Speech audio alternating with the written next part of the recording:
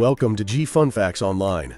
Today, we are turning our gaze roughly 700 light-years away from Earth into the vast, silent theater of the cosmos. To the unaided eye, or even through the lens of a modest amateur telescope, the star Aquarii appears as a single, somewhat variable point of light in the constellation Aquarius. It twinkles innocently against the velvet backdrop of the night, a faint ember in the celestial water-bearer's jar. But this tranquility is a lie. If you were to zoom in with the piercing gaze of the Hubble Space Telescope or the X-ray vision of the Chandra Observatory, the star reveals its true nature. It is not a lonely point of light, but a chaotic, violent binary system locked in a destructive embrace. This is a symbiotic pair, consisting of a dying red giant and a voracious white dwarf, engaged in a relationship so volatile it tears the very fabric of their local space apart. Surrounding them is not a peaceful halo, but a twisted, knotted nebula known as Sidderblad 211, a structure resembling a cosmic sprinkler spraying jets of superheated plasma into the void. This object, Aquarii, represents one of the nearest and most spectacular examples of a stellar fury. It is a laboratory of high-energy physics where magnetic fields twist gas into pretzels, where nuclear explosions on the surface of a dead star rival the output of nations, and where the death throes of one star fuel the resurrection of another. In this episode, we are going to delve deep into the heart of this symbiotic nebula, exploring the physics of its fury, the history of its observation, and the secrets it holds for the future of our own understanding of the universe. To understand the fury of Aquarii, we must first meet the actors in this binary tragedy. The system is a symbiotic star, a term coined by astronomer Paul Merrill in the 20th century to describe systems where two stars with wildly different temperatures and evolutionary stages coexist and interact. The primary component of the system is a red giant, specifically a Mira-type variable. This star is in the twilight of its life. Once a star similar to our Sun, it has exhausted the hydrogen fuel in its core and swollen to monstrous proportions. If we placed this giant in our solar system, it would engulf the orbit of Mars, swallowing the Earth whole. But this giant is not static. It is a pulsating beast. Every 390 days, it expands and contracts, changing its brightness by a factor of 750. At its peak, it is thousands of times more luminous than our Sun, but at its dimmest, it fades into obscurity.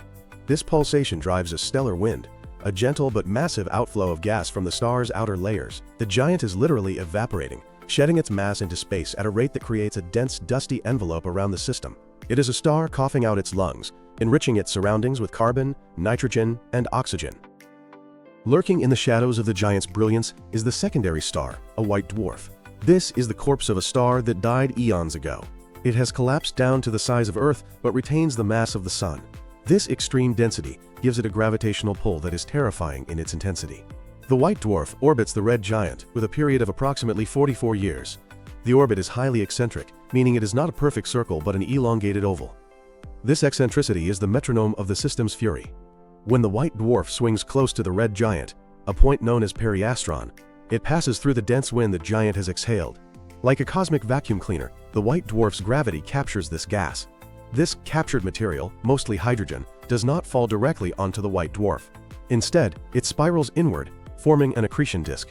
This disk is a swirling maelstrom of gas, heated by friction to millions of degrees, glowing fiercely in ultraviolet and X-ray light. It is here, in this stolen halo of gas, that the seeds of the stellar fury are sown.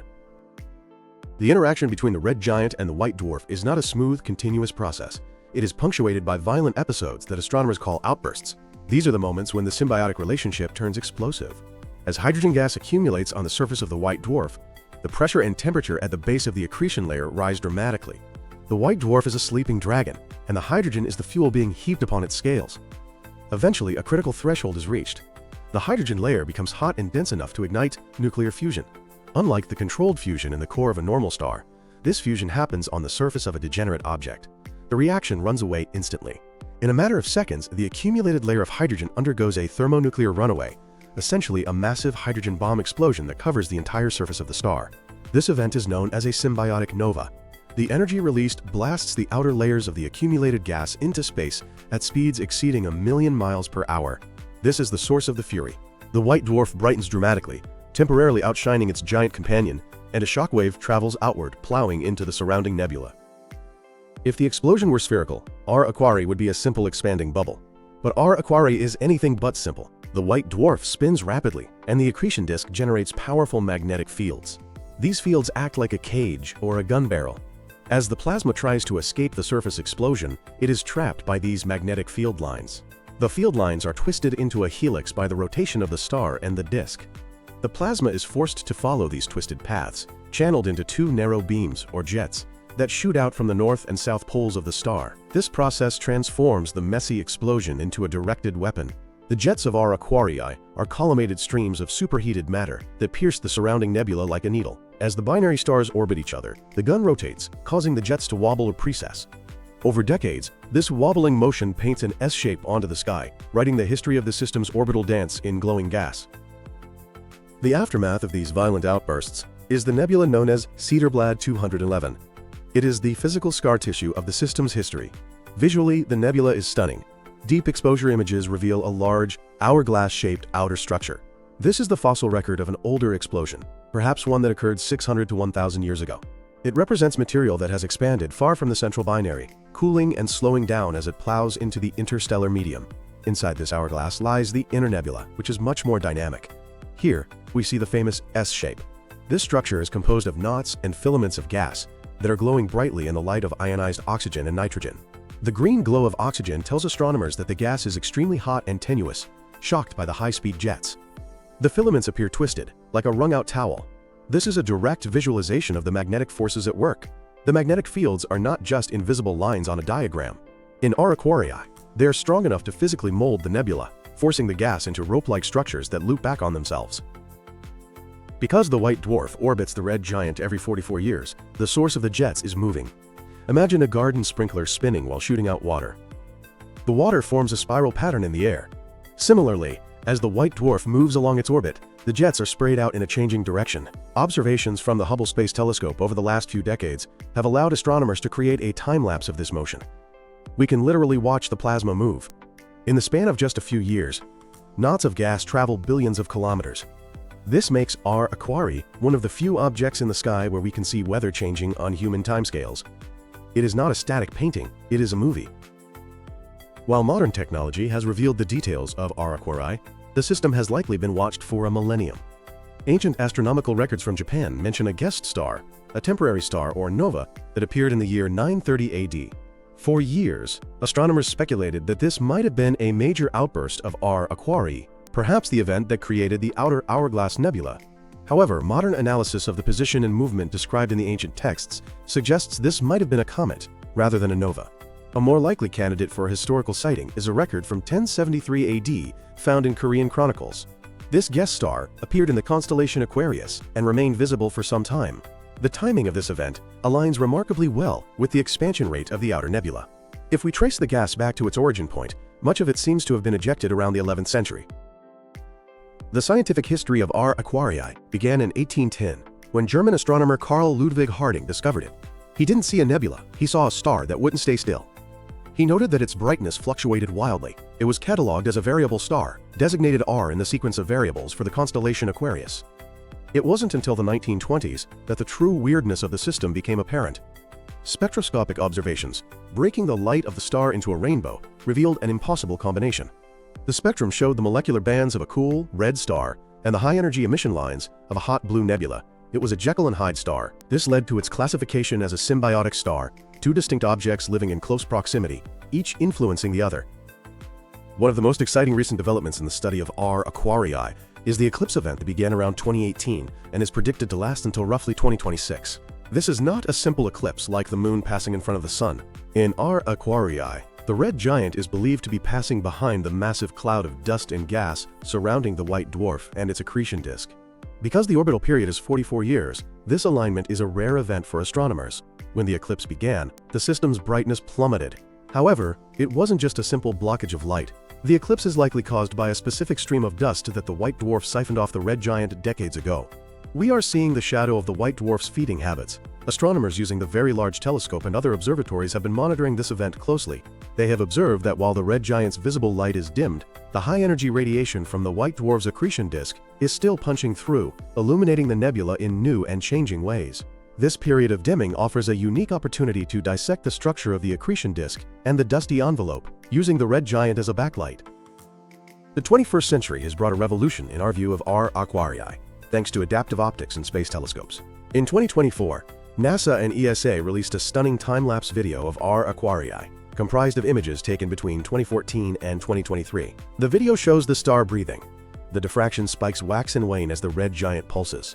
More dramatically, the nebula expands visibly. The time-lapse reveals the lawn sprinkler effect in high definition. We can see knots of plasma being ejected and twisting as they move away. The sheer scale of these movements is mind-boggling. The material travels hundreds of millions of kilometers in just a few years. This visual data has confirmed that the magnetic fields in the jets are indeed helical, twisting the plasma like a corkscrew. When viewed in X-rays by the Chandra X-ray Observatory, our Aquarii looks less like a star and more like a miniature active galactic nucleus, or AGN. AGNs are the supermassive black holes at the centers of galaxies that shoot out massive jets of energy. Our Aquarii is a scaled-down model of these galactic monsters. The physics is remarkably similar. You have a central compact object, an accretion disk, and magnetic jets. By studying our Aquarii, which is right in our backyard, astronomers can learn about the physics that drives quasars and radio galaxies billions of light-years away. The knots of X-ray emission in our Aquarii jets are shock fronts, where the supersonic jet slams into slower-moving gas, heating it to millions of degrees. For a long time, the two stars were just a single point of light. But using the SPHERE instrument on the Very Large Telescope in Chile, astronomers have achieved the impossible.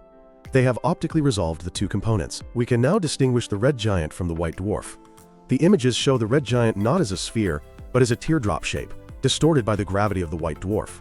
This tidal distortion is physical proof of the vampire-like siphon process. We can literally see the red giant being pulled apart. The fury of our Aquarii is driven by a delicate balance of forces. First, there is gravity versus fusion. Gravity pulls the hydrogen onto the white dwarf, and fusion blows it off. This cycle of accumulation and explosion acts like a cosmic pressure valve. If the white dwarf kept all the mass it stole, it would eventually reach the Chandrasekhar limit of 1.4 times the mass of the Sun and detonate as a Type 1a supernova. However, the recurring novae eject much of this mass, delaying that ultimate fate. Second, there is magnetic collimation. The reason our Aquarii has jets, and not just a spherical wind, is magnetism. The accretion disk is conductive plasma. As it spins, it generates a magnetic field. These field lines get wound up perpendicular to the disk. Charged particles cannot cross magnetic field lines. They must slide along them. This forces the escaping gas into the narrow, polar channels we see as jets. Third, there is shock physics. The nebula glows because it is being shocked.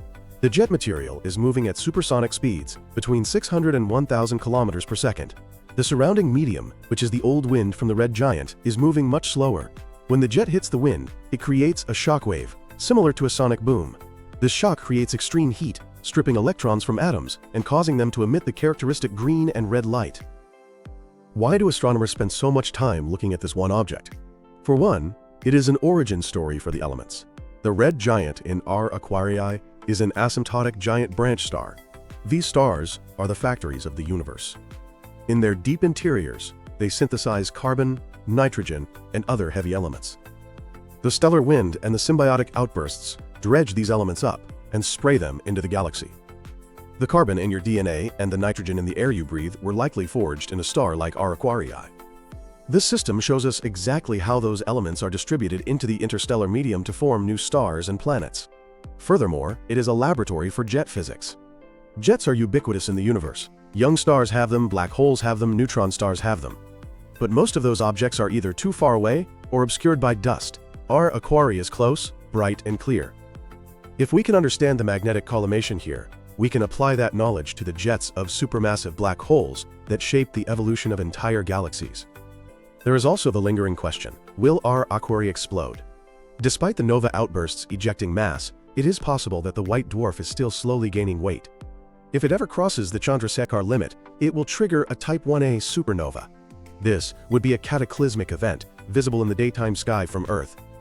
While likely thousands of years away, if it happens at all, studying the mass transfer rates in our Aquarii helps us calibrate our models of these standard candle explosions used to measure the size of the universe.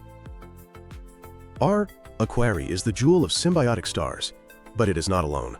There is Z Andromeda, the prototype of the class, which shows similar outbursts but lacks the resolved, spectacular nebula of our Aquarii. There is RS Ophiuchi, a recurrent nova that explodes every 15 to 20 years. Its outbursts are more violent and frequent than our Aquarii's, but it lacks the beautiful, persistent jet structure. And there is T Coronae Borealis, the blaze star, which is expected to have a major nova eruption in the very near future. While T Coronae Borealis creates a bright flash, R Aquarii provides the sustained, photogenic fury of the jets. R Aquarii stands out because of its proximity and the favorable orientation of its orbit, which allows us to see the S-jets so clearly. As we look toward the future, R Aquarii promises to remain a source of fascination. The current eclipse event ending around 2026 will provide a treasure trove of data on the density and composition of the accretion disk. The nebula will continue to expand. The new jet material ejected in the 1970s and 80s will travel further out, interacting with the older 11th century shell. New outbursts are inevitable. Whether in 10 years or 100, the white dwarf will once again ignite, sending a fresh pulse of light and matter screaming into the void. R Aquarii is a reminder that the night sky is not a static tapestry, it is a roiling, boiling, exploding cauldron of physics. In the twisted filaments of Cedarblad 211, we see the universe in action, recycling the old to build the new, driven by the inexorable forces of gravity and magnetism. It is a stellar fury, beautiful and terrifying, burning bright in the darkness of Aquarius. Thank you for listening to G Fun Facts Online.